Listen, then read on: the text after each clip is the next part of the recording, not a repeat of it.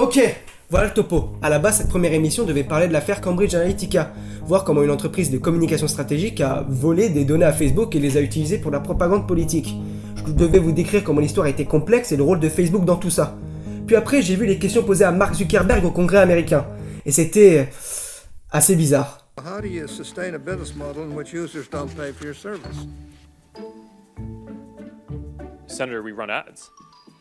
C'est là qu'on se dit que la majorité des utilisateurs sur Internet ne savent pas comment Internet fonctionne, ne savent pas comment les grandes entreprises font de l'argent sur Internet et comment est réalisé le ciblage marketing. Mon rôle là, ça va être de vous expliquer quel est le rôle de Facebook et Cambridge Analytica dans tout ça, mais surtout vous dire comment sont traitées vos données sur Internet.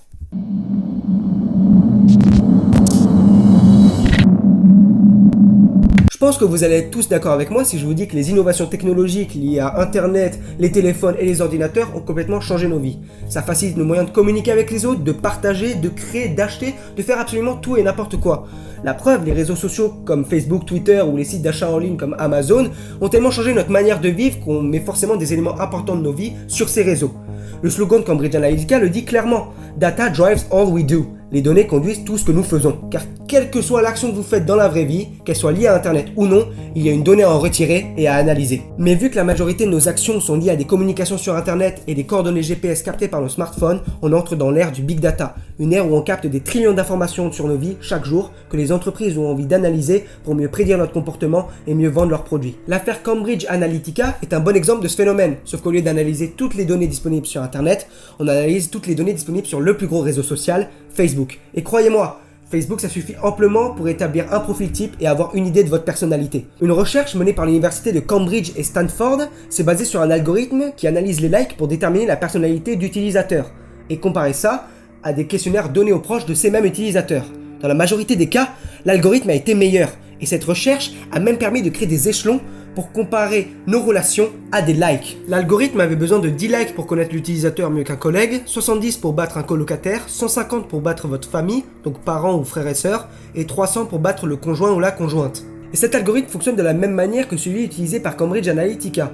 D'abord, des utilisateurs vont sur des tests de personnalité sur Facebook, et comme toute application sur ce réseau, ils donnent l'autorisation d'avoir accès à l'entièreté de leur profil. Donc ils font leur test tranquillement, et pendant ce temps, le test a accès au profil, c'est-à-dire âge, sexe, photo de profil et surtout profil des amis. C'est ça le plus important. Parce qu'au début de l'affaire, il y a entre 230 000 et 250 000 personnes qui font le test. Mais l'entreprise a accès aux données de 50 à 87 millions d'utilisateurs. Et dites-vous que cette manip a lieu pour toutes les applications utilisées par Facebook. Donc quand vous voyez dans votre fil d'actualité un pote qui fait le test de personnalité Harry Potter, ça craint pour deux raisons. La première, c'est que le test a accès aux données de votre ami et des vôtres. Et ça, sans votre consentement. Et la deuxième, c'est que votre pote est un pouf-souffle. Le pire dans cette affaire, c'est que la manipulation que je vous ai décrite là est complètement légale. La partie illégale, c'était de vendre toutes les informations à un parti politique sans demander le consentement de tous les utilisateurs concernés. Mais là maintenant, Facebook est en train de réagir et il insiste même quand vous vous connectez pour que vous changiez vos paramètres de sécurité et de données, que ce soit sur leur site, mais aussi sur leur appli comme Messenger. Mais ce qui a été intéressant au moment de l'affaire, c'est la réaction des utilisateurs face à ça, avec le hashtag Delete Facebook. Bah oui, on va pas laisser des comptes sur un site qui a autant d'informations sur nous, qui peut nous vendre des produits et qui peut nous influencer politiquement. C'est pas logique. Et le problème a très bien été résumé sur YouTube par notamment Léo Duff en France. Mais si je vous en parle là, c'est qu'il y a forcément une limite. D'abord, critiquer un réseau social en créant un hashtag sur un autre, moyen comme approche. Et ensuite, on se concentre beaucoup trop sur les données disponibles sur un réseau social, alors qu'on pourrait voir le problème dans sa globalité et voir toutes les données disponibles sur Internet. Et ça à cause d'une raison, les cookies. Un cookie, c'est un fichier qui s'installe sur ton ordinateur la première fois que tu visites un site internet. Et ça a un réel aspect pratique, vu que c'est un peu une carte d'identité du web. Ça permet de t'identifier à chacune de tes visites. C'est grâce à ça que t'as pas besoin de préciser ton identifiant et mot de passe, et grâce à ça aussi que t'as tout le contenu de ton panier à chaque fois. Sauf que cette technologie-là a un peu été détournée à des fins publicitaires. Maintenant, les cookies permettent de donner toutes les informations dans tes sessions à des régies publicitaires. Encore, ça aurait une limite et ce serait bien si chaque régie s'occupait d'un site internet. Parce que le nombre d'informations serait limité et le ciblage marketing serait beaucoup plus dur. Mais non, justement, la plupart du temps, c'est les mêmes régies qui s'occupent de tout Internet. Elles sont au nombre de 2 ou 3 maximum. C'est pour ça que quand tu recherches un produit sur Internet, bah t'en as la pub sur tous les autres sites que tu visites. Là, je vous ai parlé du cas publicitaire. La publicité ciblée, ça choque plus vraiment les gens. C'est banal. Mais les sites d'information sont les sites qui installent le plus le cookie. Donc là où vous consommez des news et là où vous forgez vos opinions.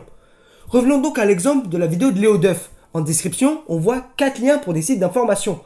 On nous en apprend plus sur l'affaire Cambridge Analytica et on essaie de nous alarmer sur les données disponibles sur Facebook. Sauf qu'à ce moment-là, les sites ont 6 trackers publicitaires installés et ils en ont tous plusieurs en commun. Alors que l'on se concentre sur ce que Facebook sait de nous, on ne se focalise pas assez sur les régies publicitaires qui peuvent tout savoir depuis le moment où on a ouvert nos navigateurs pour la première fois. Ces entreprises savent comment vous vous divertissez, comment vous vous informez, ce que vous pensez acheter, tout ce qui fait vous sur Internet. C'est donc plus facile de faire du ciblage marketing, mais c'est surtout une source plus fiable pour savoir ce que vous pensez, ce que vous voulez ou vous devez consommer, donc plus facile pour influencer votre comportement et créer une bulle autour de vous. Les réseaux sociaux sont déjà des témoins d'un Internet qui se personnifie pour chacun de nous.